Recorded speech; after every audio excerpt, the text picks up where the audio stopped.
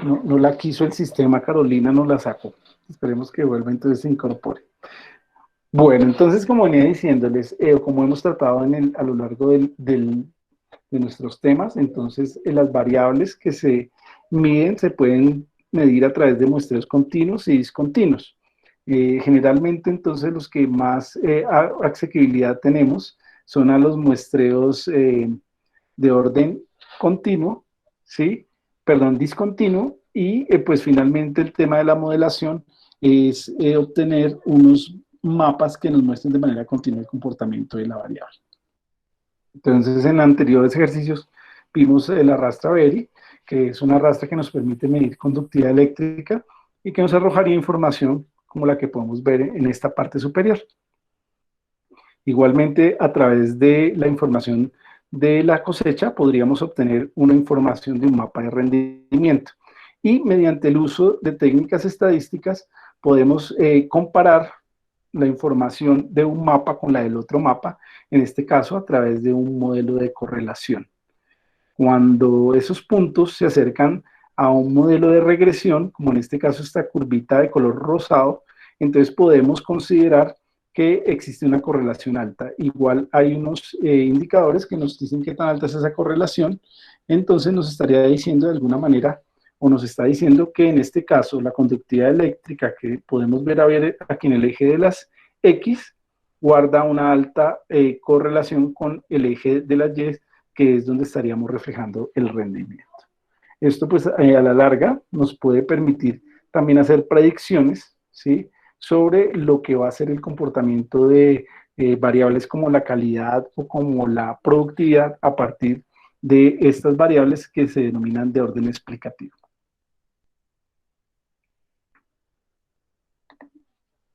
Bueno, ya hemos hablado entonces que el tema que buscamos es que que en ocasiones pues no contamos con las opciones tecnológicas para hacer muestreos continuos que son los ideales porque son los que nos reflejarían muy bien qué estaría pasando en el terreno, sino que generalmente los métodos con los que contamos son de orden discontinuo, entonces allí se requiere entonces reconocer métodos de optimización para que esos muestreos de condiciones discretas o discontinuas nos arrojen muy buenos resultados en cuanto a lo que podría estar pasando finalmente en un terreno.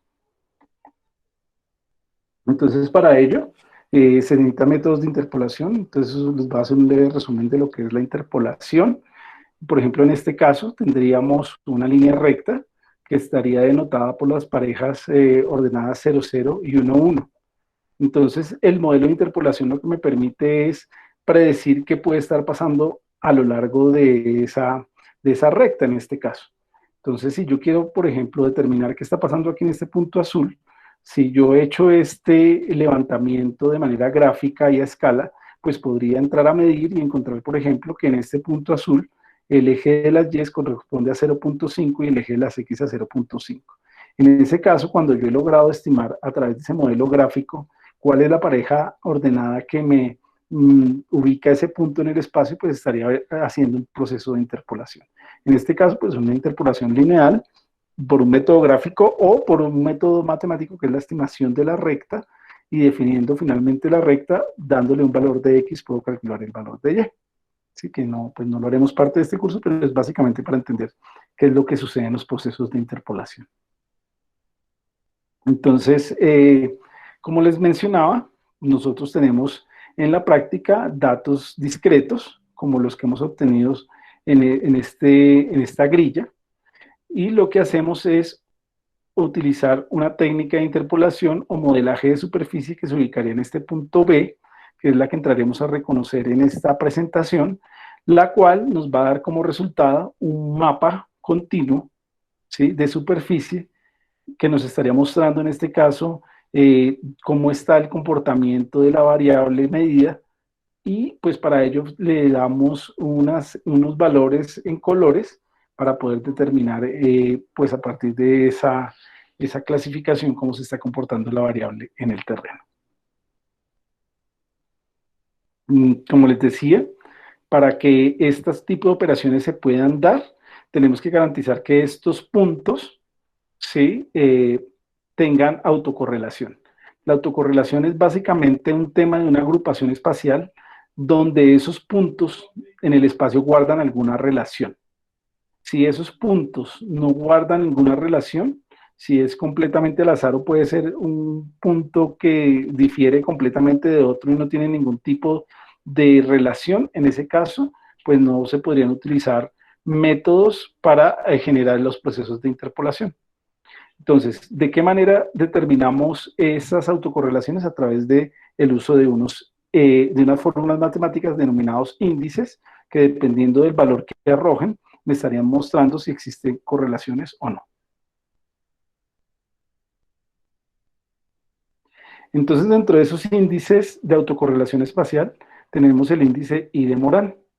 Básicamente, este es uno de los índices más antiguos, nació en 1950 y hoy por hoy sigue siendo el índice estándar para la determinación de la autocorrelación espacial.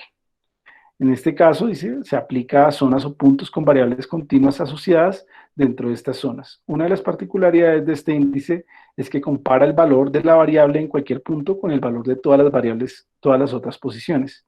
El índice I de Morán varía entre -1 y 1. Si existe correlación espacial, los valores estarán cercanos a la unidad, ya sea positiva o negativa. ¿Sí? Mientras que si no existe correlación espacial, los valores del índice serán próximos a cero. Entonces aquí podemos ver la ecuación de Morán en el número de casos, XY, el valor de la variable en una posición particular, es decir, ahí es donde tomamos el dato, por ejemplo, pH, entonces es tal el valor. XJ es el valor de la variable en otra posición, entonces como nosotros tenemos nuestros datos de campo, los podemos ir poniendo en la fórmula, calculamos X como la media de la variable, entonces como tenemos todos los valores, podemos sacar la media, ¿sí? Que es el análisis estadístico, y WJ, que es un peso aplicado a la comparación entre la posición I y la posición J. ¿Sí? Entonces se calcula también esa otra variable W y se despeja la fórmula. Y de la fórmula entonces obtendremos valores entre -1 y +1. Como les decía, si es +1 es un alto nivel de correlación directo y si es -1 es una correlación inversa. Y si es 0, pues es porque no hay correlación.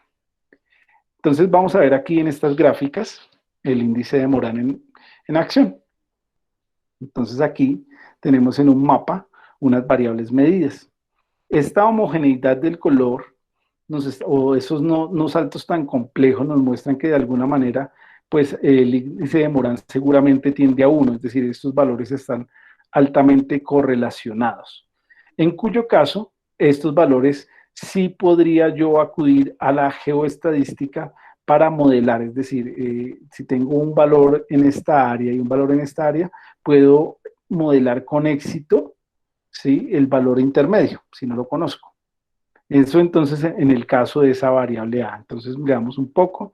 Aquí el índice de Morán I es de 0,66, es cercano a 1, entonces muestra una alta correlación. Entonces, en el ejemplo de variables X y Y, entonces esta es la variable X medida, esta es la variable Y medida, cuyos valores representa A, una asociación espacial en el caso de X, entonces estos son los valores de la variable X, y mientras que en B podemos ver los valores de la variable Y, que a partir de entonces del estudio de los colores encontramos que no, pues la autocorrelación no es tan alta, y de hecho aquí se comprueba con el valor de Morán, es de 0,012. Entonces estos valores no guardan autocorrelación, ¿sí? En este caso de Y, entonces presentan un patrón aleatorio de distribución de sus valores. En este caso, si yo voy a analizar o voy a hacer interpolación, no podría utilizar métodos geoestadísticos para poder interpolar, porque ya está visto que no, esos valores no tienen una correlación alta. Existen otros métodos, el índice de Geary, en ese caso valores entre 0 y 2, y también pues tiene sus criterios para mirar la autocorrelación, tiene una fórmula similar a la que hemos visto en Morán, ¿sí? Pero entonces tiene diferentemente distribuidos los análisis. o los valores para el análisis. Bueno, sobre el modelaje de superficie e interpolación espacial. Entonces ya hemos visto que generalmente los datos deben hacérseles el test, ¿sí?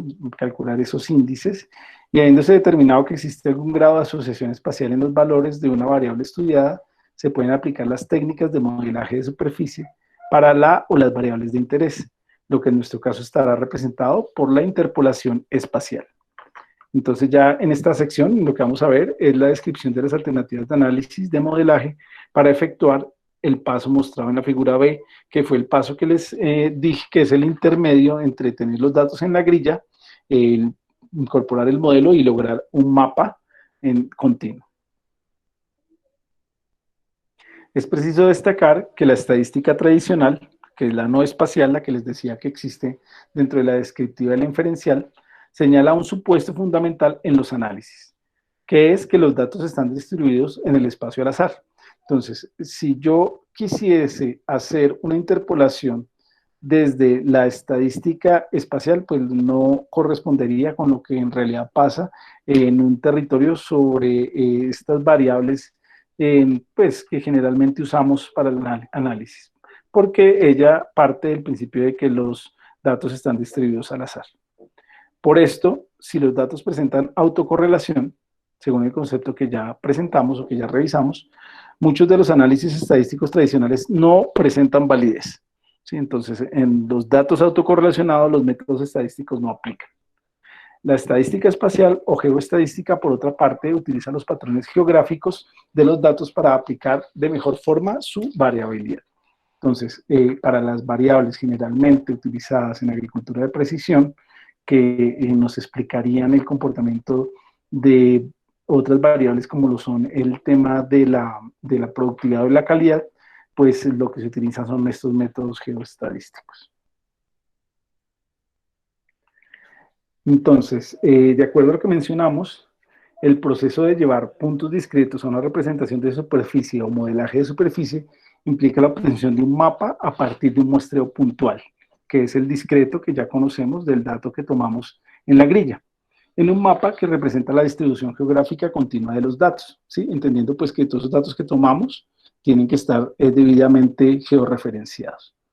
Es preciso destacar que en la estadística tradicional, bueno, lo que ya hemos mencionado, ¿sí? Si los datos presentan autocorrelación, según el concepto ya presentado, muchos de lo que hemos dicho, los análisis estadísticos tradicionales no presentan validez. La estadística espacial o geoestadística, por otra parte, utiliza patrones geográficos de los datos para explicar de una mejor forma la variabilidad. Creo que esta se repitió. Bueno, entonces, hay varias técnicas para poder modelar, para interpolar la distribución espacial implícita en un conjunto de datos. Entre otros, contamos con técnica como la del nearest neighbor, que es como el vecino cercano, ¿no? Es lo que sería la traducción, el vecino más cercano. Existe la técnica del inverse distance to a power, que es la más común y la más sencilla, que es más conocida como la IDW, corresponde con el método más simple de interpolación, en el cual se realiza un promedio de las muestras en una ventana de resumen, de tal manera que la influencia de un punto de muestreo declina con la simple distancia cuadrática, desde un valor desconocido hasta valores conocidos. Ya tranquilos que ya vamos a ver ahorita en la gráfica cómo es que funciona para poder dar más claridad. Existe el método modificado de Shepard, Radial Basis Function, etc. Entonces existen diferentes métodos para generar las interpolaciones. Vamos a ver el de la distancia inversa ponderada y de W. Entonces, ¿en qué consiste? Entonces, en la práctica, nosotros podemos tomar datos, ¿sí?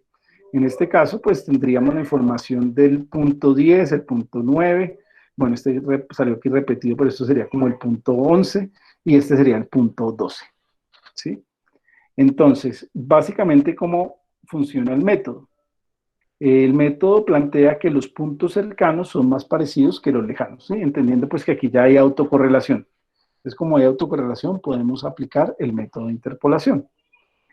Entonces, en este caso, es como considerar que el ruido es más fuerte cerca de una sirena que lejos de ella, ¿sí? Cuando llueve, ese es otro ejemplo, cuando llueve es más probable que llueva a 1 metro de distancia que a 500 metros de distancia. Es decir, es más factible que este punto que queremos definir está más emparentado con este punto 12 a que lo esté con este punto 10 que se encuentra a 850 metros o que esté relacionado con este punto 10, perdón, a 11, ¿no? Que habíamos dicho, que se encuentra a 750 metros. Ese es el criterio de este análisis de interpolación. Entonces, por ejemplo, los puntos rojos tienen valores de elevación conocidos. Entonces, en este caso, la variable que estamos midiendo es de elevación. ¿Sí? Y en los otros puntos serán interpolados a partir de esos 3 puntos conocidos, o 4 puntos. Entonces, con el método puedo averiguar los puntos que existirían en esta área a partir de los 4 puntos conocidos. Y ya con ese método de interpolación lo que puedo producir es un mapa, ¿sí?, continuo de alturas. Entonces veamos cómo funciona la distancia inversa ponderada IDW, que como les digo es el método más sencillo, que muestra un poco cómo es el modelo de la interpolación. Entonces, este método espacial o de interpolación espacial es muy flexible, puede configurar su interpolación de diferentes maneras. Por ejemplo, en este caso, si uno quiere definir este punto, puede definir un radio cercano y a partir de ese radio entonces se define qué tipo de datos, ¿sí?, tengo que conocer o estén dentro de esa área para poder definir ese punto en particular que quiero calcular. Adicionalmente, y gracias a esa flexibilidad, entonces yo también puedo, por ejemplo, crear una serie de barreras. Entonces, es decir, para el cálculo de este punto, me sirven o considero por el análisis de suelos o por las alturas, por ejemplo, si esto es una barrera natural, cruza por aquí un río, una cañada, pues no voy a tomar para hacer este cálculo datos provenientes de este punto que está del otro lado de la barrera que creo, ¿sí? Entonces es un método que permite entonces generar ese tipo de decisiones para calcular mejor. Entonces veamos el método en este modelito. Vamos a, en este caso, nuevamente los puntos, ¿sí? Entonces son básicamente puntos de altura. En este caso, este punto 12 sería el más alto. Este denominémoslo 10, es más bajo. Este, si lo llamamos 11, está un poco más elevado y este 9 pues está más bajo y alejado, pues, o está así la distribución en esa área.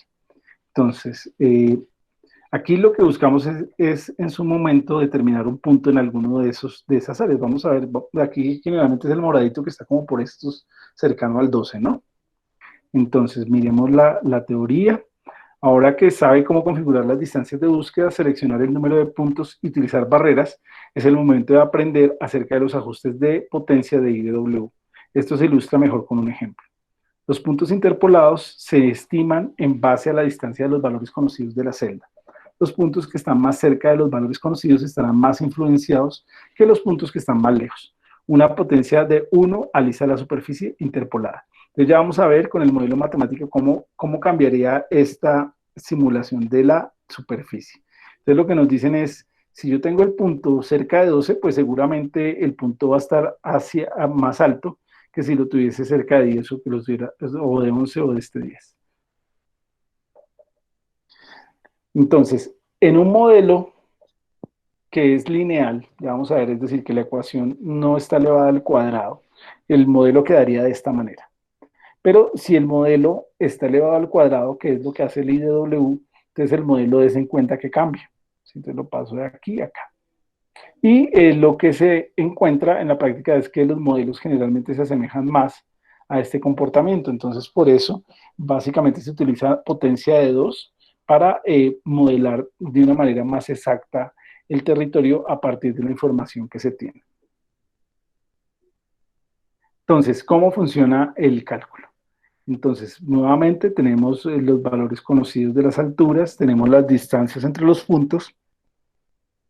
En este caso, usamos los 3 puntos más cercanos a ese punto que queremos interpolar. Entonces, des en cuenta que ese 9 no lo tenemos en cuenta. Y a partir de esa información, entonces, yo construyo esta ecuación. ¿Esta ecuación qué es? Nos dice que es el punto, ¿sí? En este caso puede ser la altura, 12 metros, sobre 350, que es la distancia existente entre el punto que yo voy a interpolar y ese punto del cual tengo la altura conocida, más 10, ¿cierto? En este caso eran dos dieces, uno a 750 y otro a 850, entonces aquí se suman todas esas relaciones entre altura y distancia para esos tres puntos, y divido por 1 sobre 350, que sería la longitud, 1 750, que sería la longitud a 10, y 1 850, que sería la longitud a los otros 10. En ese caso, me estaría dando como resultado la aplicación de la fórmula que este punto morado que yo estaba buscando corresponde a 11.1. Entonces eso pasa cuando no tengo elevada la ecuación. Ahora miremos cuando tenemos una potencia de 2 para el valor de la celda, a ver qué pasa con la ecuación. Entonces ya es la misma ecuación, pero los valores de la distancia los elevo al cuadrado y de esa misma manera en el denominador de la ecuación. En ese caso, dése cuenta que ya el valor fue 11.4, entonces se generó esa condición de un punto más elevado, más ajustado a lo que puede ser. Entonces, este es un método de interpolación con el método IDW, el método IDW muy sencillo, que es esa ecuación. ¿Quedó alguna inquietud hasta aquí?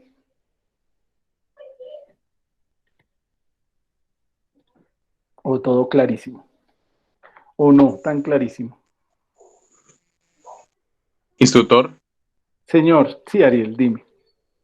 instructor, ¿cuál podría ser como la distancia, digamos, como la más acertada como para uno de entrar como a medir los puntos, o sea, como la más precisa? O sea, depende del modelo que uno vaya a trabajar en sí, o puede uno utilizar como una especie, una tabla, una grilla, en donde uno pueda aproximarse más a un, a un valor más definido. No sé si me hice entender. Eh, sí, te trato de entender. Me dices, es bueno, como cada cuánto yo, por ejemplo, en la práctica, ¿no? Vamos a tomar valores de pH. Entonces, el tema es, ¿qué tan recomenda o cuál es la recomendación para la toma en longitudes y buscando pues que esos valores intermedios sean lo más ajustado posible a lo que podría ser la realidad? Algo así es, Sí, señor, Ariel. así. Sí, señor, así. Entonces, recuerden nuestra tablita, ¿sí? Ahí es donde volvemos a la tablita del taller. Entonces, en la tablita del taller hicieron un análisis de unos datos y a ese análisis le hicieron fue un análisis estadístico. Y a partir del análisis estadístico encontraron fue una posible variación de porcentual de esos datos interiores, ¿sí? Y pues, nos dan en esa primera aproximación que pues, lo ideal es que ese coeficiente de variación, que es dentro de la estadística la variación con respecto a la media, ¿sí? Entonces, a ver, sería como que yo tuviese un valor aquí de pH, aquí un valor de pH, ¿sí? Tengo una media entre los dos y voy después mido un nuevo punto, ya lo tomo en realidad y descubro que la variación de ese punto, ¿sí? Bueno, primero que todo guarda relación con la distancia entre los dos puntos extremos, pero en la medida que esos dos puntos extremos estén más cerca, la variación de ese punto interior es menor. ¿Sí? Si los puntos están más alejados, la variación aumenta, el posible cambio con respecto a la media de los puntos. Entonces, ahí es donde vemos que pues lo oportuno sería tener datos lo más próximos posible para reducir esos coeficientes de variación. Pero eso también significa en la práctica pues mayor desgaste para la toma de los datos, ¿sí? Entonces ahí es donde tienen que entrar estos modelos. Y ahí en ese caso, lo que vamos a ver es que todos los modelos no tienen la misma exactitud. Nomás en este caso del IDW, si lo trabajamos en una potencia de 1, démonos cuenta que en este caso estaría variando en 0.3 con relación al mismo modelo aplicado en potencia de 2. ¿Sí? Y entendiendo que este de potencia 2 es más preciso que este. Entonces, de esa manera también cambian los modelos. Y ya les voy a enseñar una tabla donde podrán ver entonces cuál modelo da mayor precisión en esas estimaciones a partir de los datos existentes. ¿Sí? Entonces, lo ideal pues sería, eh, en principio, utilizar la tabla con las coeficientes de variación menor. ¿Sí? Pero Exacto. como hablamos, si es complejo, si es desgastante, si es dispendioso, pues podría yo ampliar las tomas de datos, pero también tengo que definir el mejor de los métodos para que simule el cálculo del valor interpolado entre esos dos valores que he tomado. ¿Sí queda un poquito más claro, Ariel? Sí, sí, sí, señor. Sí, ahí es donde tú Siquiera ves la tabla. con la Sí, tabla, creo que con la tabla me aclara mayor claro, la con la, visión. con la tabla tú te ubicas y ya lo que te digo, pues dependiendo de tu disponibilidad, pues ya tomas decisiones dentro de la tabla. Pero la tabla, pues es una primera aproximación, ¿no? Ya vamos a Ujú. ver que esto también se necesita para mejorar el resultado, ¿sí? Ok, sí, Entonces señor. aquí nomás lo vemos entre un modelo y otro modelo, que es el mismo IDW, pero manejado con potencia 1 y con potencia 2 ya cambia el resultado.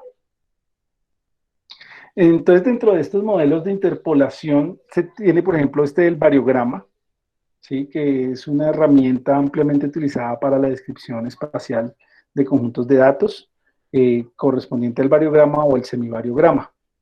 A su vez, este procedimiento geoestadístico es de gran importancia para la determinación de una de las mejores técnicas de interpolación utilizadas, la que corresponde al método de Kriging. El variograma es una descripción matemática de la relación entre la varianza entre pares de observaciones, puntos de datos y la distancia que separa sus puntos. Una representación gráfica típica de un variograma lo podemos observar en la figura.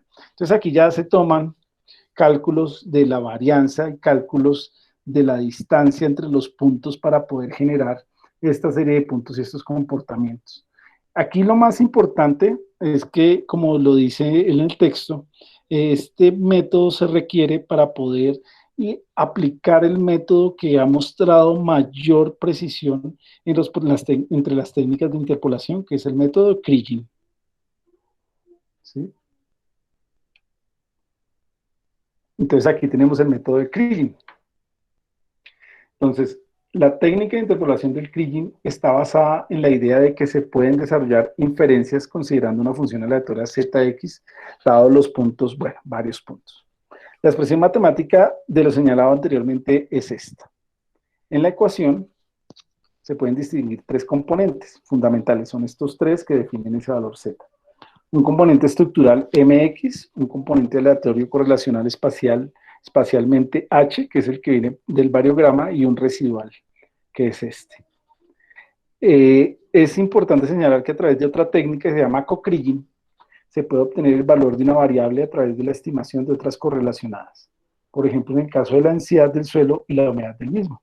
Entonces, aquí existe otra técnica, pero básicamente para poder obtener correlaciones. Entonces, este análisis es un análisis de correlación, pero desde el punto de vista de la geoestadística. Por lo pronto, y en este curso, pues veremos el funcionamiento de esta técnica del Kriging. Aquí vemos una fórmula, se podrán imaginar en su momento todos estos análisis estadísticos que había que realizar para poder determinar finalmente si las variables entre sí. Era un tema complejo, ¿sí? Seguramente en el momento que no había ni hojas de cálculo, pues el tema era bastante dispendioso.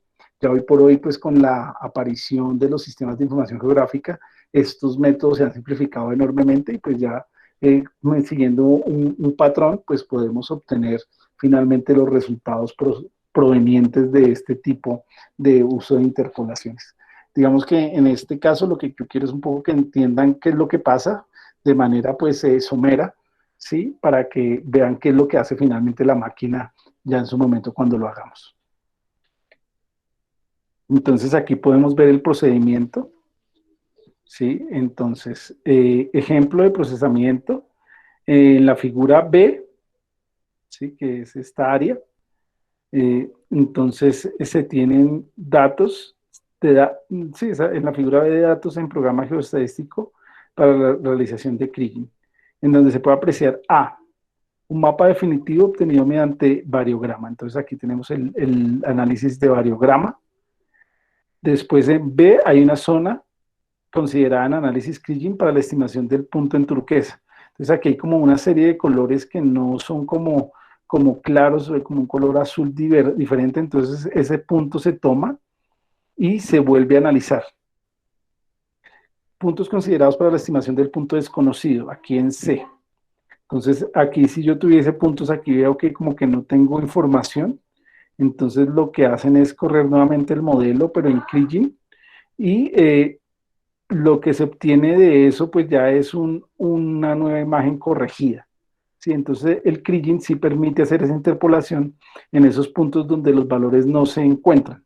¿Sí? Entonces aquí hay como un vacío en el análisis por variograma, entonces al correr nuevamente el Kriging sí cambia o puede, aquí ya cuando miramos un poco mejor esta aparece entonces información, ya el método sí se dio, sí pudo interpolar y producir datos aproximados, más aproximados a lo que es la realidad. Entonces, aquí, por ejemplo, tenemos un comparativo de los dos métodos.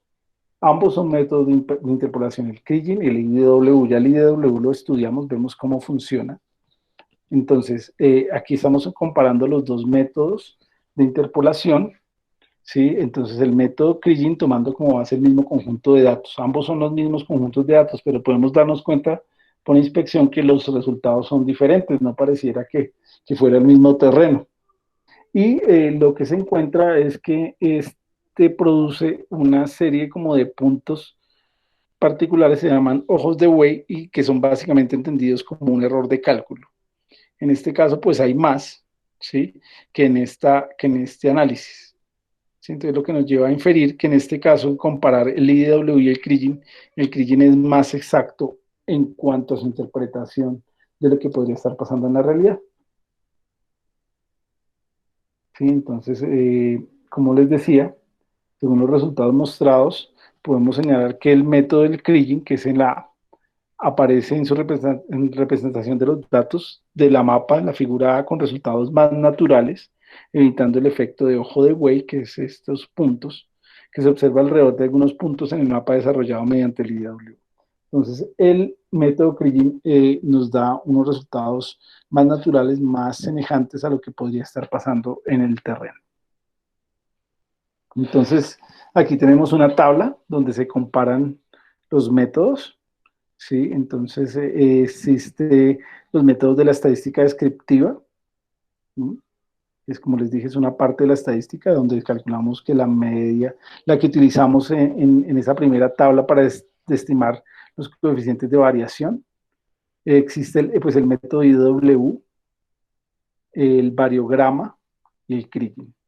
Entonces, de estos análisis, entonces, se tiene, por ejemplo, que los límites de confianza para el Kriging son los mayores y en últimas es el que muestra un mejor rango de comportamiento, un mejor del análisis estadístico, es el que muestra los mejores resultados. ¿Sí? Entonces podríamos utilizarlos, pero entonces el que se utiliza en agricultura de precisión es la modelación con Kriging porque es el que muestra mejores resultados en cuanto a la interpretación o a la construcción de los valores interpolados. Entonces aquí tenemos una caracterización de los errores en la interpolación. Básicamente lo que nos plantean es eso, que tenemos un mapa y estos valores así como muy extremos podrían estar mostrando un error, en cuyo caso lo que hacen es tomar esos valores que se denominan residuales y se vuelven a pasar por el método del Kriging para tratar de tener un mapa de error y corregir. ¿Sí? Entonces se vuelven a modelar buscando entonces mejorar los procesos de interpolación.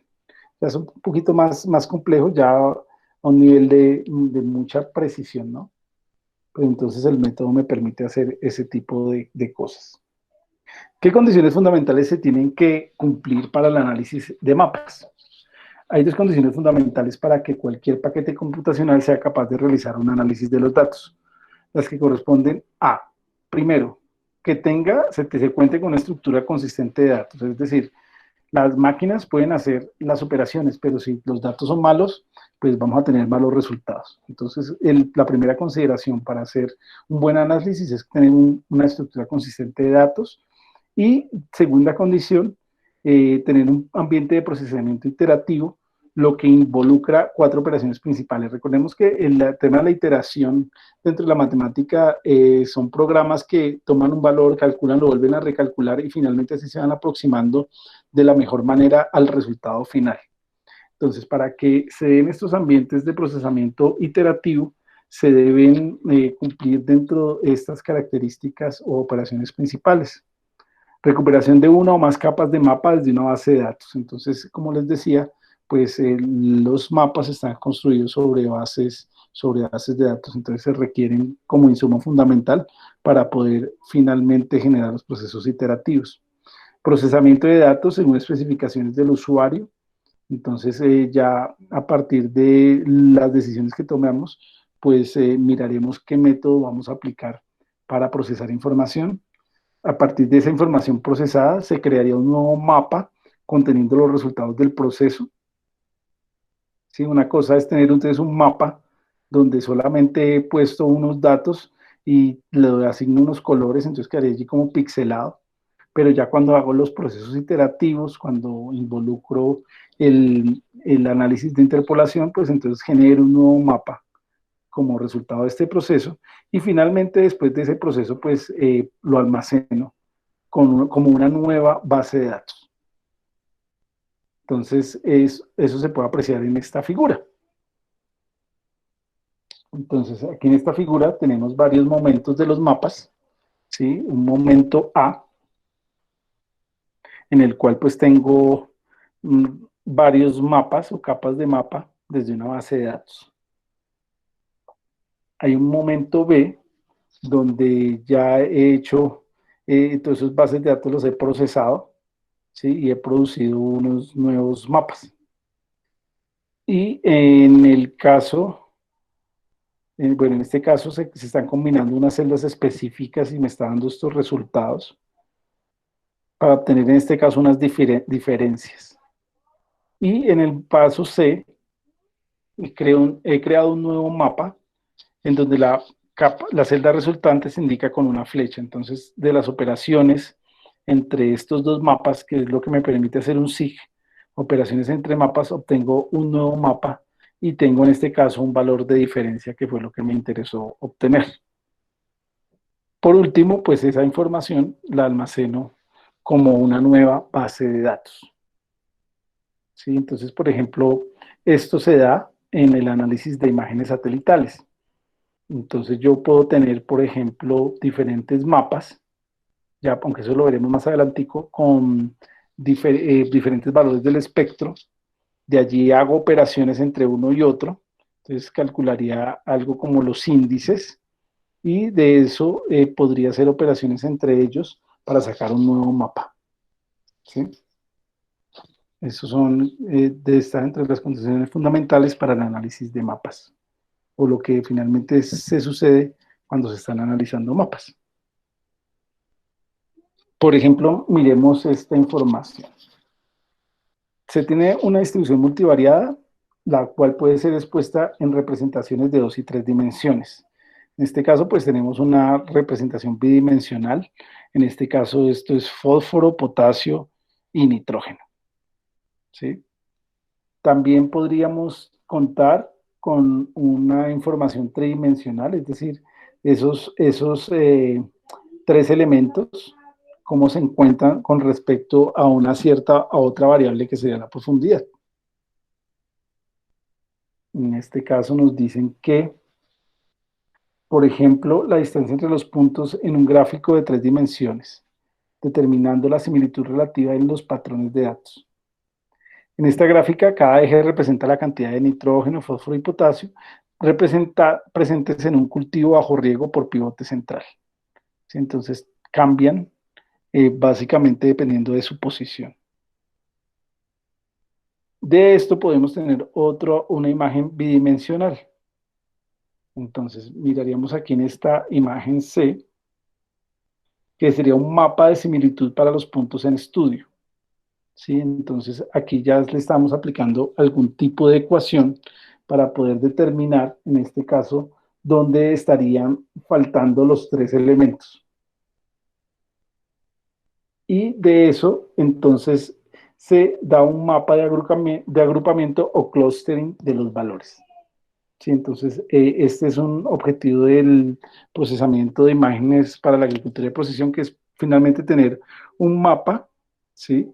Donde permita ver como por grupos cómo está comportándose, en este caso, los tres elementos.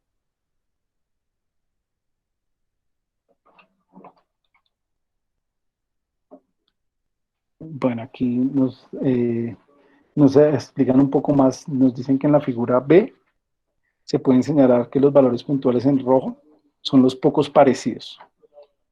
Sí, entonces estaremos viendo unos puntos donde no hay relaciones entre nitrógeno, fósforo y potasio, no guarda ninguna relación, entonces a partir de la fórmula que uno le haya puesto al software.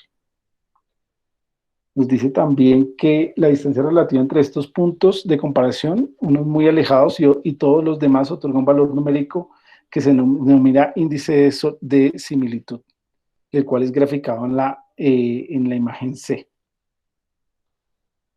Y por último, en la grafen D, vemos los puntos flotantes adyacentes sirven para la identificación en el campo de zonas con similares patrones o zonas de datos, lo cual da pie a la aplicación de distintas medidas de manejo en estas diferentes zonas de datos. Entonces, lo que uno busca finalmente son estas zonas de manejo para precisamente diferenciar el manejo que se le daría a un área dependiendo del análisis de esos datos. ¿Sí? En este caso, a partir de ese índice de similitud. Entonces, dice, lo anterior, a diferencia de la estadística tradicional, hace posible localizar los lugares en donde esos manejos optimicen dichos, pues, o esos comportamientos optimicen los manejos y con ello se reducen los impactos y se logra una mayor rentabilidad como criterio último de la agricultura de precisión. Bueno, esto dejamos para después. Bueno, este puede ser un tema un poco pesado, ¿sí? Ya vamos a ver que lo que quería era un poco que entendieran qué va a hacer la máquina en su momento, cómo funciona y qué tipo de criterios se deben tener para analizar información con un QGIS. Sí, porque pues de pronto uno dentro del modelo lo mecaniza, simplemente va, utiliza un modelo y ya, pero en últimas no entiende qué existe detrás de todo ese proceso de análisis, que es lo que de pronto le arroja a uno estas diapositivas que, como les digo, yo entiendo que pueden ser de pronto un poco pesadas, no ahonda uno más, pues porque son modelos, pero creo que sí explica qué es lo que sucede y cómo es que finalmente se debe analizar la información. No sé si quedaron inquietudes hasta ese punto.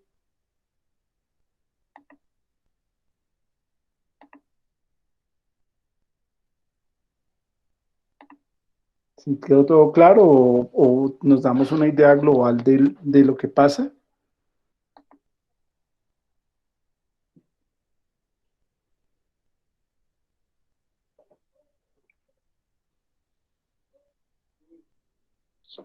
Pues no sé si sí o no.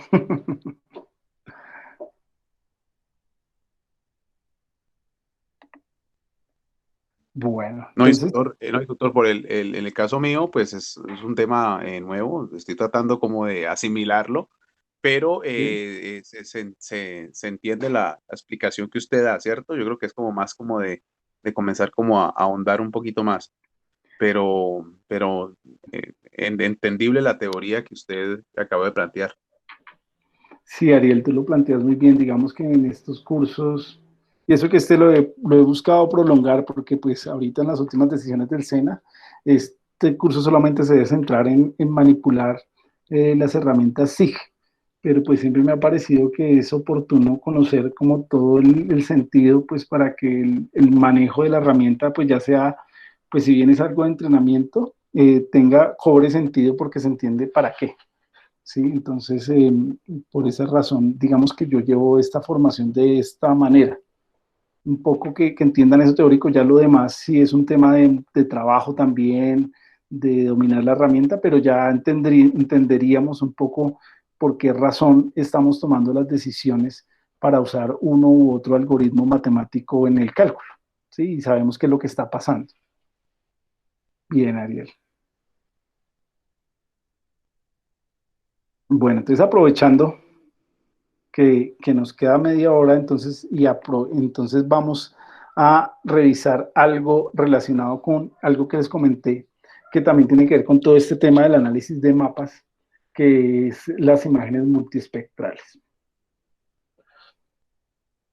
Entonces, análisis de imágenes multiespectrales con QGIS.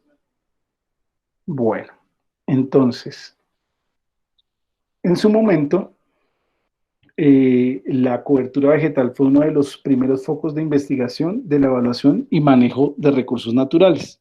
Sí, entonces, el análisis de recursos naturales se da a través de la revisión de lo que era la cobertura vegetal, para lo cual se usaban imágenes de satélite, especialmente a partir de lanzamientos de la serie Landsat, que se dio en 1972.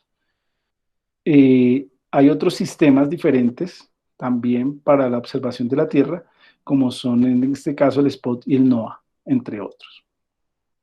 Este tipo de sistemas satelitales ofrecen imágenes multitemporales, es decir, en diferentes momentos de tiempo, que son usadas ampliamente para evaluar y monitorear el estado de la vegetación a niveles global, regional, nacional y local. Entonces, aquí podemos darnos cuenta, una imagen de superficie, pero des en cuenta que aquí ya aparece con otra serie de colores, ¿sí? Ya vamos a entender un poco por qué sucede esto, porque no todo es gris, ¿sí? Sino que aquí eventualmente se diferencia y cómo se logra esa diferenciación. Entonces, un poquito para poder entender esto, recordemos por allá en nuestros estudios, esto debe ser como de grado 11, ¿sí? Bueno, o en la universidad a nivel de la física 2, que es la física de la óptica y la electromagnética.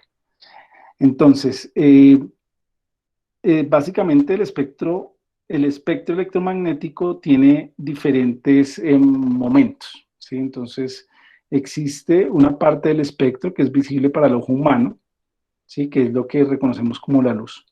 Antes de ese espectro visible existe otra franja que corresponde al ultravioleta y posterior a ese espectro visible existe otra parte de la franja que es el infrarrojo. Básicamente, ¿cómo se caracteriza? Por la longitud de la onda, ¿sí? Y por la frecuencia de la onda. Un poquito para recordar esos conceptos, recuerden que si yo tuviese una onda electromagnética, sería más o menos una cuestión así. Sí, ahí perdonarán el pulso. Entonces, la distancia que hay entre estos dos puntos, entre esas dos crestas, es a lo que denomino longitud de onda, ¿sí? Lambda. A eso se refiere con estos valores. Entonces, cuando la longitud de onda, definida en metros, está entre 400 nanómetros y 700 nanómetros, recordando que la definición nano es 10 a la menos 9, ¿no? Nanómetros. ¿Sí? Es un tamaño de una onda muy, muy pequeña, ¿sí? 10 a la menos 9 metros. Entonces, estando en la longitud de onda de esa onda, entonces se hace visible. Si la onda es menor que 400 nanómetros, está entonces en el franjo, en el ultravioleta. En este caso, para valores de longitud de onda, démonos cuenta aquí, ¿sí? Inferiores, a ver, 10 bueno, en este caso serían un micrómetro, que este es a la menos 6, el micro, este signito que ven acá, y del ultravioleta entonces estarían aquí desde los 400 nanómetros hacia abajo, siendo menor longitud de onda los de rayos X, los rayos gamma y los rayos cósmicos. Este es un femto y este es un picómetro y un Armstrong. ¿sí? Para recordar las unidades.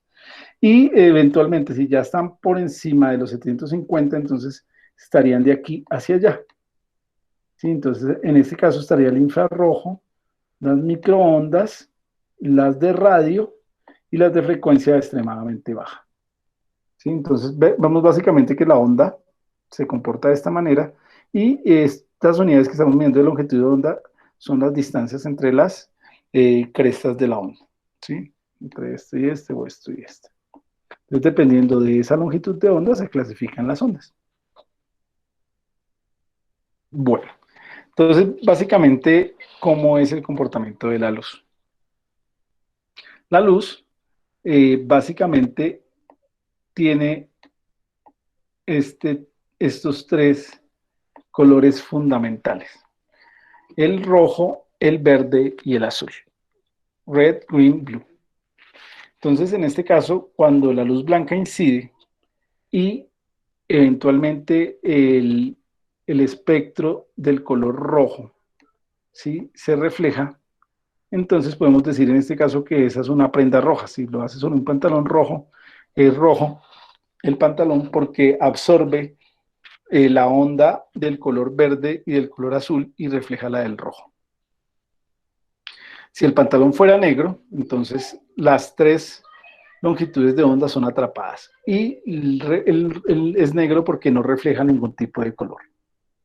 Pero si el pantalón es blanco, prácticamente está reflejando los tres tipos de onda. ¿Sí? Entonces ese es el comportamiento de la luz.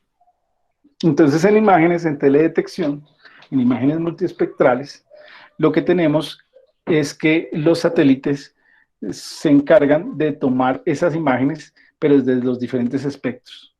Entonces, ella toma, por ejemplo, esta imagen en azul, que es en blue, esta imagen en verde, que es el green, y esta imagen en rojo, que es esta R. Cuando esas tres imágenes se mezclan, entonces es lo que ve nuestro ojo. ¿Sí? Entonces, allá ahí podemos ver el paisaje, el verde, la arena, ¿sí?, el mar, cuando están las tres mezcladas. Pero los satélites también toman imágenes dentro de esta parte del espectro, dentro del infrarrojo cercano, ¿sí?, o NIR, y dentro de un espectro más allá del infrarrojo, que se llama SWIR, ¿sí? Que este es el NIR, el cercano. Entonces, eventualmente, cuando estos, como les decía, cuando estos tres, eh, estos tres, bueno, imágenes en el espectro se unen, entonces produce como resultado lo que nosotros generalmente vemos, ¿sí? Pero ya cuando empezamos a combinar diferentes imágenes dentro del espectro, puedo empezar a tener otro tipo de imágenes, como esta o como esta, que nos permiten empezar a hacer interpretaciones que no podemos reconocer en el visible, ¿sí? Entonces aquí ya algo puede estar pasando, zonas con mucha humedad o zonas desertificadas, que quizás no es posible apreciar. Por ejemplo, en cuanto a que yo quisiera ver la humedad en este, pues no puedo apreciarlo porque no permite, pero que en esta combinación o en estos índices o en esta combinación de los diferentes, eh, eh, sí, de los diferentes imágenes multiespectrales, sí me permite reconocer.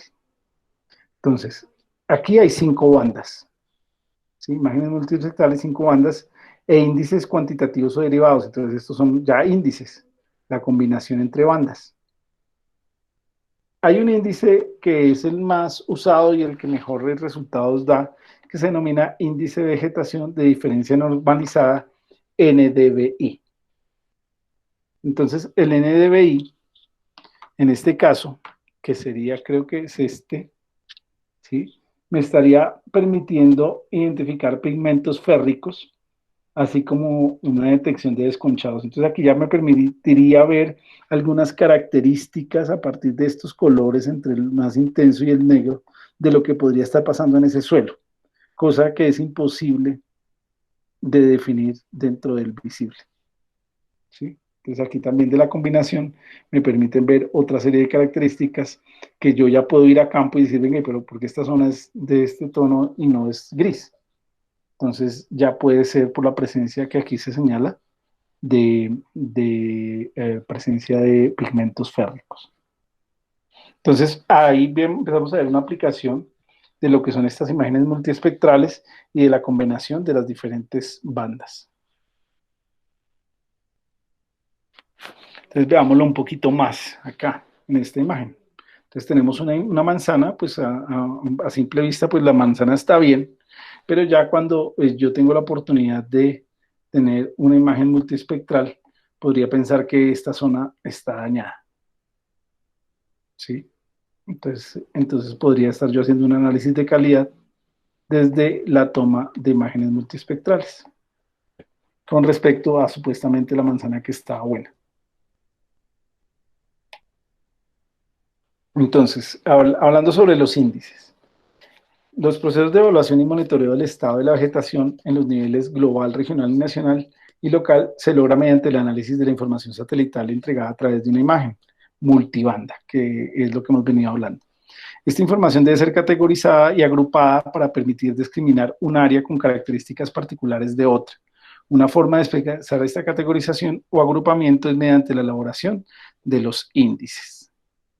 Sí, entonces ya sabemos que en este caso, bueno, esa imagen que les ponía ahí era un satélite, seguramente era como el Sputnik, que fue el primer satélite artificial que fue lanzado por los rusos, ¿no? Y por ahí comenzó todo el tema de la Guerra Fría. Bueno, entonces, como vimos, existen diferentes satélites o grupos de satélites o constelaciones. En este caso, de estos que se derivan estas imágenes son satélites que permiten tomar imágenes de la Tierra. Para este caso, vamos a mirar una serie de índices multiespectrales para el sistema Sentinel y el sistema Landsat. Entonces, esto podría ser una imagen terrestre, ¿sí? Dependiendo finalmente de las imágenes o la combinación entre imágenes. Bueno, entonces yo les había dicho que uno de los principales índices que se manejan en agricultura de precisión es el Normalized Difference Vegetation Index, que es el NDVI, o el de vegetación, el índice de vegetación normalizada. Entonces, este NDVI, por ejemplo, tiene una forma de cálculo particular dependiendo del satélite que toma la imagen. Por ejemplo, para Landsat 8, entonces el Landsat va y toma las imágenes y las imágenes me las entrega en diferentes bandas. En este caso, pues en Landsat 8 existe una banda B5, B4 y B5 y B4. En este caso, el índice normalizado se calcula restando de la banda B5 la banda B4. Esas bandas tienen que ver con el valor en este caso, del rojo y el verde, ¿sí? Mientras que esas mismas bandas para Sentinel ya no son 5 y 4, sino son 8 y 4. Entonces, cuando yo aplicar estos índices, debo primero reconocer qué tipo de satélite o imagen estoy utilizando y de qué satélite proviene para hacer el cálculo de los índices. No solamente existe ese índice, aquí como manera de ejemplo hay otros índices. Este es de vegetación normalizada, entonces cambian las bandas de cálculo. En este caso es Landsat 8, entonces hay que tomar la B05 y la B03, y en Sentinel hay que tomar la B08 y la B03. ¿Sí? Dependiendo finalmente del tipo de análisis, pues hay que mirar qué tipo de índice es el que más se ajusta a los análisis que se están haciendo en campo. Entonces ya podrían entonces a través de la bibliografía revisar cada uno de esos índices y su alcance y lo que muestran. Aquí lo que quería era mostrarles que hay que tener en cuenta el tipo de satélite o imagen satelital que se está procesando para definir exactamente la operación adecuada de la banda, ¿sí? Entre bandas para producir el índice. Entonces, este es el EBI, el ABI, el SABI. Ahí ya vamos a ver que hay diferentes tipos de índice dependiendo del cómo se calcula. Pero en esta oportunidad lo que quería era mostrarles que dependiendo del satélite, las operaciones de las bandas cambian. Porque para un satélite, lo que puede ser, por ejemplo, para este satélite, Landsat, bueno, en este caso coinciden. En el Landsat es B3 y en el Sentinel es B2. En el Sentinel 2. Mientras que en el Landsat 8 ya la otra banda es B5, mientras en esta ya es con el nombre B8. Hay que tener en cuenta para poder hacer bien los cálculos de los índices. Bueno.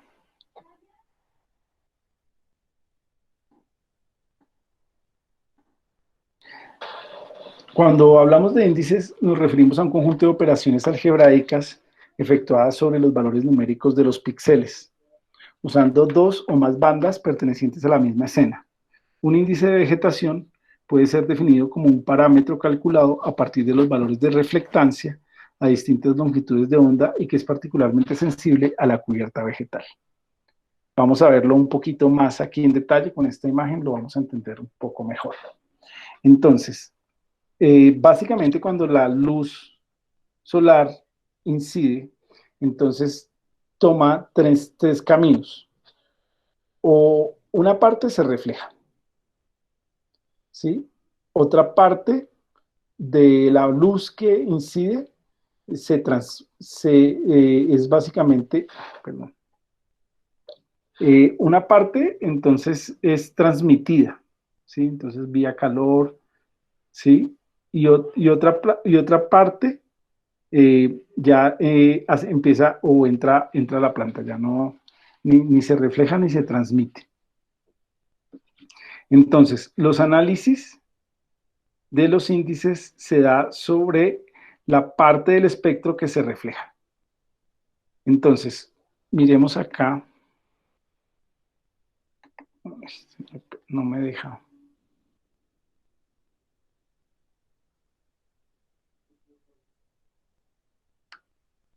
Qué pena que es que no quiere mostrar el mouse.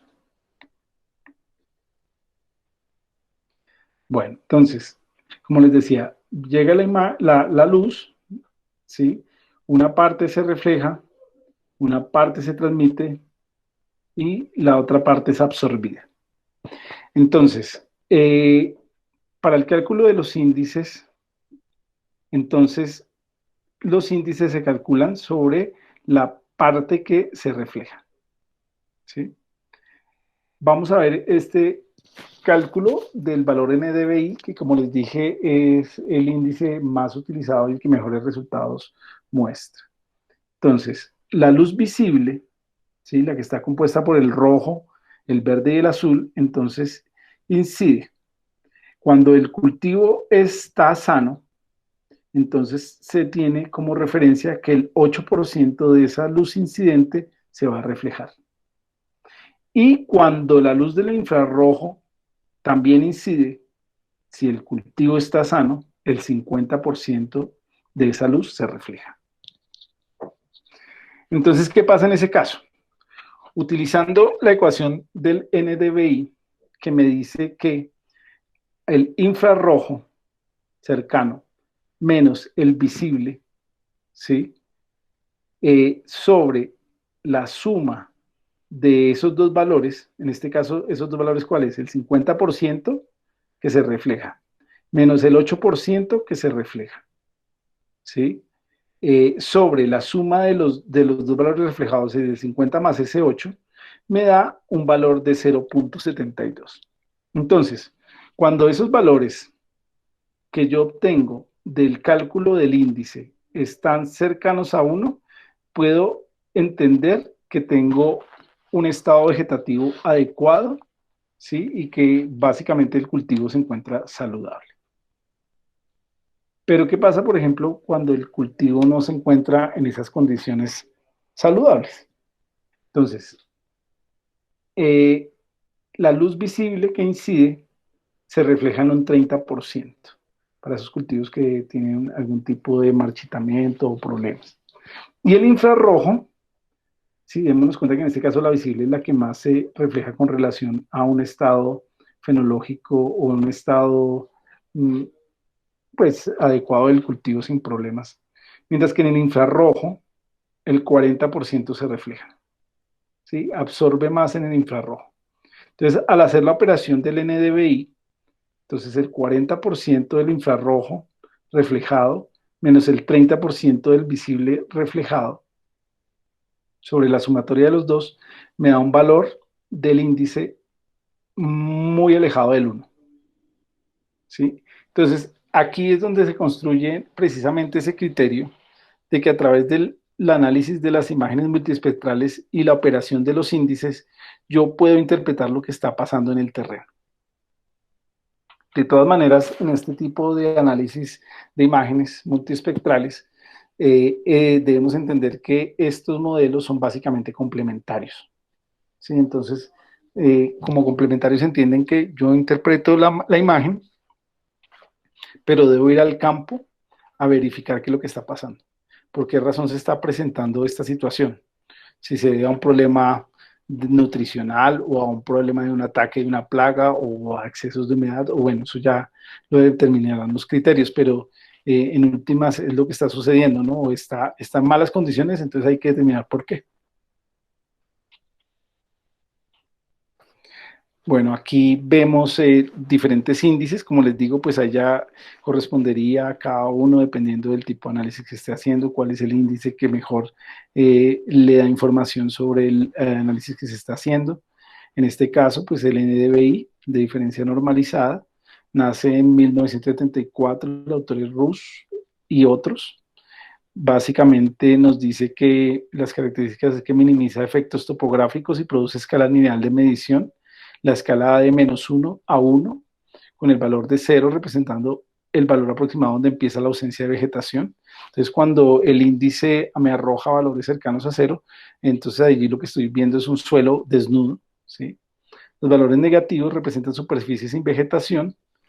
La normalización que realiza reduce el efecto de la degradación de calibración. Ah, bueno, en estos valores de 0 también corresponden a zonas donde hay agua, ¿sí?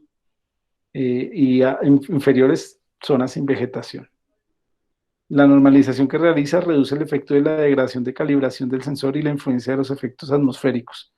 Tiene como bondad que la gran sencillez matemática, ¿sí?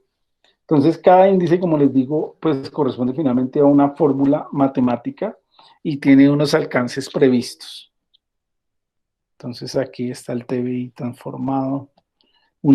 Algo más de la información de lo que matemáticamente o lo que esa ecuación matemática está produciendo, que fue lo que dialogamos, ¿sí? Es muy sencillo, valores entre -1 y 1, valores muy bajos del NDVI del orden de 0.1 corresponden a áreas rocosas, arenosas o nevadas, valores entre 0.2 a 0.3 pueden corresponder a áreas pobres con arbustos o pasturas naturales, y a partir de estos valores tendremos los niveles correspondientes a praderas, cultivos, reforestaciones, etcétera, dependiendo del valor alcanzado. Y aquí entonces hay una información relacionada en Y, la reflectancia de la banda infrarroja, en X la reflectancia de la banda roja, en este valor tenemos la línea del suelo, sus valores cercanos a 0, mayores humedades y las líneas de vegetación que corresponderían con esos valores de cercanos al 1. Bueno, que es una interpretación matemática de la ecuación. Entonces, veámoslo, por ejemplo, en esta gráfica. Entonces, dentro del visible veríamos este comportamiento, ¿sí? Pero ya con la aplicación del NDVI, entonces todo el tema de los colores cambia y puedo apreciar de mejor manera, entonces, eventualmente los comportamientos del terreno. Entonces, aquí está el RGB, que es el visible, el NDVI, ¿sí? Que es, como ya lo vimos, la relación entre el infrarrojo y el visible, ¿sí? Donde eventualmente para estas zonas amarillas, ¿sí? Estaría produciendo para estas zonas más claras, estaría indicando la ausencia, sería un valor de cero, la ausencia de material. En este caso el rojo estaría mostrando entonces valores del NDI cercanos al uno, ¿sí? Entonces, y ya veríamos entonces esas zonas amarillas donde hay de pronto ya problemas, en este caso pudieran ser productos de la compactación o del sobrelaboreo que impide que el cultivo se desarrolle igual en esa zona, sí, igual a las otras zonas, a las zonas en rojo. Sí, aquí ya vemos arbustos también de pronto con algún grado de sequía, ¿sí? Entonces el color se va volviendo más claro, eso dependiendo finalmente de la escala que yo le dé. Bueno, también existen unos índices basados en la distancia, sí, no voy a entrar ahí a detallar, pero existen entonces otros índices como son estos que se ven aquí, el PBI, DBI, el SABI del suelo ajustado. Básicamente aquí nos dicen usa la distancia perpendicular de cada píxel a la línea del suelo. Un valor de cero indica un suelo desnudo, los menores de cero agua y los mayores de cero vegetación en este DBI. Incorpora una constante del suelo, la cual lo usa de acuerdo con vegetación de baja, intermedia o alta densidad. Considera la influencia de la luz y el suelo oscuro en el índice. ¿Sí? Entonces, como les digo, ya sería que cada cual revise los diferentes índices. Entonces, estos son basados en la distancia, ¿sí? Para el cálculo, a diferencia de los anteriores, des en cuenta pues, que son un poco más complejas en su modelación matemática, ya no son relaciones entre valores, sino que incorporan también otro tipo de, de constantes o de variables. Nos dice, cuando se pregunta, o si se hiciera la pregunta, ¿qué índice de vegetación se debe usar? Entonces nos dicen que ante la elevada oferta de índices de vegetación es inevitable preguntarse qué índice de vegetación se debe usar. Y Ray Terry opina lo siguiente. Dice, el NDVI, casi todos los que hacen mucha teledetección en vegetación usan NDVI y a menudo es mejor atenerse a lo que la gente conoce y confía. El NDVI es simple, cuenta con el mejor rango dinámico de cualquiera de los índices y tiene la mejor sensibilidad a los cambios de cubierta vegetal. Es moderadamente sensible a un segundo plano del suelo y a la atmósfera, excepto en la baja cubierta o la densidad vegetacional. Para hacer una vista rápida y cualitativa de la cubierta vegetal en una imagen no se puede superar a NDVI, a menos que usted esté buscando un área con baja densidad vegetal. Entonces lo que nos está diciendo es que este índice es el que mejor nos refleja las condiciones de vegetación, pues por lo que vimos y por lo que se expuso y por lo que se ha encontrado en la práctica con relación a todos los demás índices. Bueno, aquí hay una lista de índices espectrales y un caso en Colombia. Vamos a ver de pronto cuál es.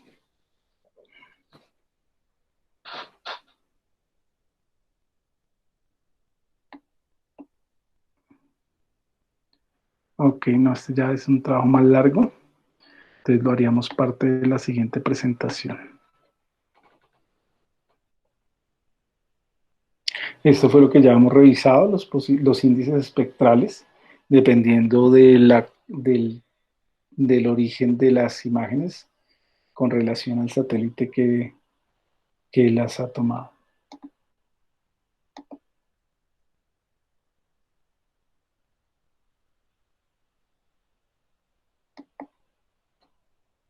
Vamos aquí una pequeña toma de imágenes. Aquí no son imágenes satelitales, sino son tomadas con dron.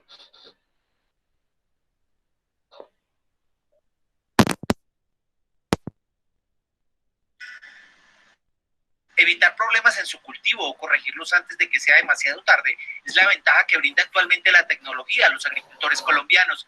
Es el caso de los productores de yuca que, valiéndose ahora de estrategias como la agricultura de precisión, pueden evitarse los dolores de cabeza durante los 7 a los 10 meses que esperan para obtener su cosecha del tubérculo, dependiendo de la variedad. La herramienta principal son drones como este.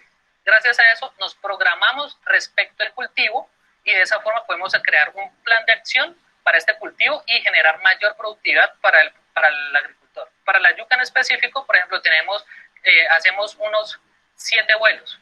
Los primeros 3, 4 meses es como establecimiento del cultivo y luego de eso que lo que hacemos es para cada 3 meses o cada 2 meses hacer un vuelo para poder detectar cuáles son los cambios que ha tenido el cultivo. Mediante un simple vuelo y luego de un minucioso análisis de la información recolectada mediante fotografía, los expertos están facultados para entregarle al agricultor un diagnóstico completo de su cultivo, que comprende desde mapas del estado vegetativo de sus plantas hasta enfermedades y proyección de lo que obtendrá en su cosecha.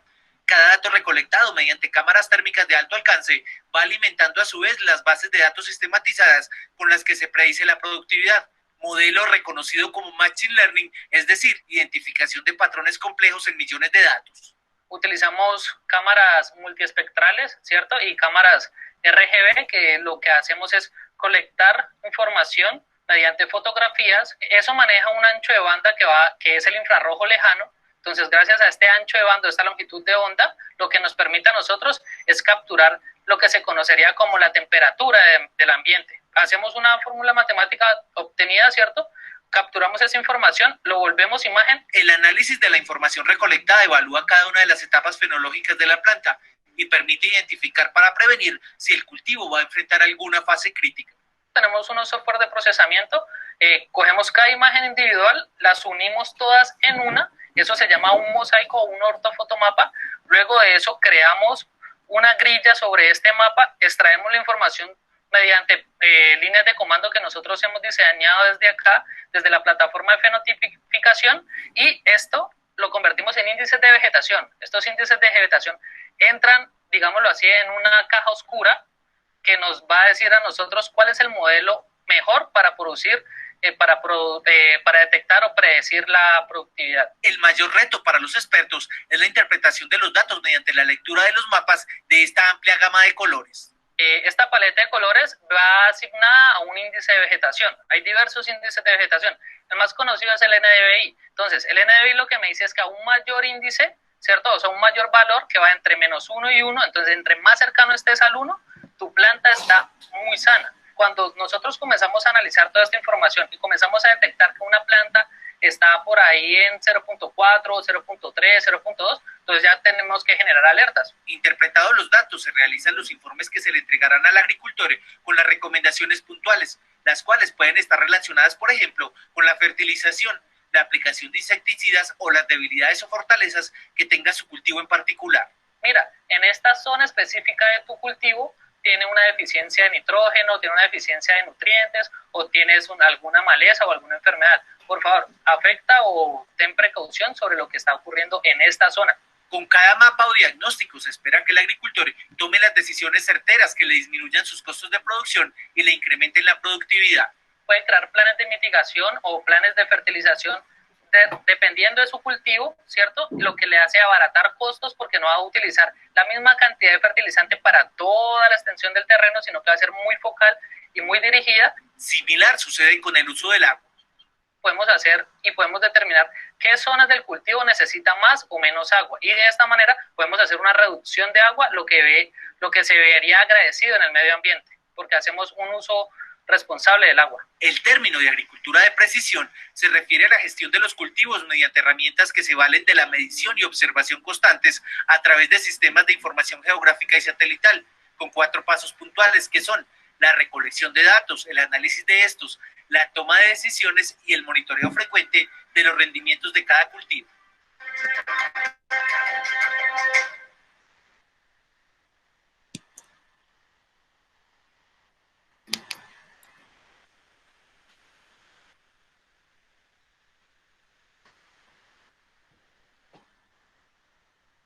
Bueno, ¿cómo la vieron? ¿Sí conocían algo de esto? Finalmente, pues como les digo, el curso es una primera aproximación. En esto pues se puede seguir estudiando, pero yo creería que quienes no estaban familiarizados ya con un poco con lo que vimos hoy, se familiarizan con lo que significa este tema del análisis de las imágenes y los índices de vegetación. No sé si hay inquietudes hasta acá. No, señor. Muy interesante el video. La verdad que quizás es lo que uno esperaba como profundizar o ver por lo menos lo que se está realizando. No sabía que el CIA hacía eso, ¿no? Pero muy, muy interesante. Y es a lo que todos tenemos que entrar a manejar, ¿no? Sí, Ariel, de pronto como yo les dije, no sé si los he dicho a lo largo del curso, a veces cuando uno ve pues como todas estas tecnologías implementadas, entra como a considerar que en muchos casos algunas decisiones casi que se hacen a ciegas, ¿no? A tientas. En este caso, pues yo sé que la tecnología no es económica por ahora, pero pues seguramente con el tiempo seguirá abaratándose, pero eso llevaría a que definitivamente en la medida que se pueda o en el momento que sea posible, hay que incorporar este tipo de tecnologías para poder contar con información que le permita al profesional, al agricultor, tomar decisiones mucho más acertadas, pues para gestionar su cultivo. Y que como les dije desde que analizábamos el tema de los análisis de suelos, pues casi que es todo es como por tentativa y pues falta abordar estos caminos de la agricultura de precisión y en ocasiones no es ni por la falta de tecnología, sino por el desconocimiento, ¿no? Sí, señor. Bien, no sé si alguien quiere aportar algo más o hacer algún otro aporte a la charla del día de hoy, o si quedaron demasiado atortolados, que los noto como muy silenciosos. Sí, yo entiendo que a veces el tema no puede ser fácil, sí, es muy, pero pues creería yo que lo que buscaba era un poco que entendiéramos la dinámica de las cosas. En este caso, pues el tema de las imágenes es un tema que aporta muchísimo a la toma de decisiones y ya veremos pues que en ocasiones las imágenes tampoco son inalcanzables, existen las imágenes, lo veremos en la próxima clase, unos lugares donde puedo yo acceder a tenerlas para hacer también mis propios cálculos. Entonces, también es asequible, ¿sí? Pues no las imágenes de altísima precisión, pero sí imágenes que me permiten tranquilamente hacer operaciones y hay unos métodos que son relativamente sencillos que ya los iré a contar o por lo menos uno para que se hagan una idea de cómo es. Bueno, pues entonces si no tenemos nada más, yo los dejaría descansar por hoy y nos veríamos el día de mañana, ¿no? Sí, señor. Igualmente, Pe- instructor, una feliz noche. Para el resto de Perfecto, los Ariel. Bueno, compañeros. profe, Profe, Entonces, muchas gracias, hasta luego. un gusto. Bueno, niñas, listo, Wendy. Que descanses. César Eduardo, que descanse. Diego, Edison. Yo bajo el video y se los comparto, ¿bueno? ok. Sí, señor. Bueno, sí, señor. Bueno, entonces que tengan una feliz noche. Gracias, profe. Bueno, que estén muy bien, que descansen. Gracias, profe. Bueno, un placer.